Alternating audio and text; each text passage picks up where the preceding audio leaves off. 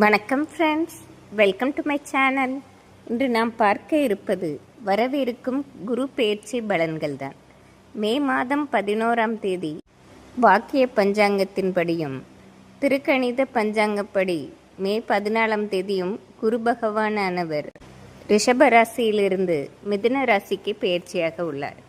பெயர்ச்சியாக இருக்கும் குரு பகவான் அனைத்து ராசிக்கும் அளிக்கும் பலன்களை பார்ப்போம்.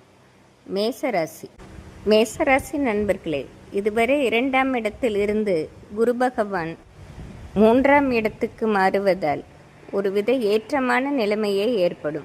2ஆம் இடத்தில் குடும்பஸ்தானத்தில் இருந்தாலும் அனைத்து பாக்கியங்களை கொடுத்தாலும் மனதிற்குள் ஒரு இனம் புரியாத கவலை இருந்து கொண்டே இருந்தது.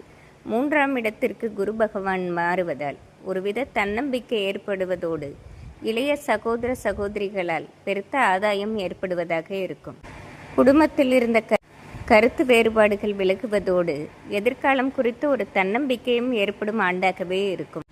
பொதுவாக 3ஆம் இடத்திற்கு குரு பகவான் மாறும்போது முயற்சிகள் அதிகம் எடுத்தால் அதற்குரிய பலன்களும் நமக்கு இரட்டிப்பாக கிடைக்கும். இந்த சமயம் தொழிலில் நீங்கள் புது முயற்சிகள் எடுத்தீர்கள் என்றால் மிகப்பெரிய லாபத்தை பெறலாம். தன்னம்பிக்கையுடன் இருந்தால் வெற்றி நிச்சயமாக இருக்கும் ஆண்டாகவே இருக்கும்.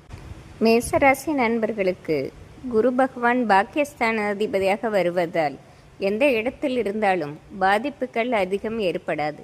3ஆம் இடத்து குரு 7.5 சனியின் பாதிப்பை குறைக்கவே செய்வார். தன்னம்பிக்கையுடன் செயல்பட்டால் வெற்றி நிச்சயமாக இருக்கும். மேசராசி நண்பர்கள் அனைத்தும் கைகூடுவதற்கு இந்த குரு பெயர்ச்சி காலத்தில் திருச்செந்தூர் முருகனை வணங்கி வருவது மிக சிறப்பாகும். நன்றி, வணக்கம்.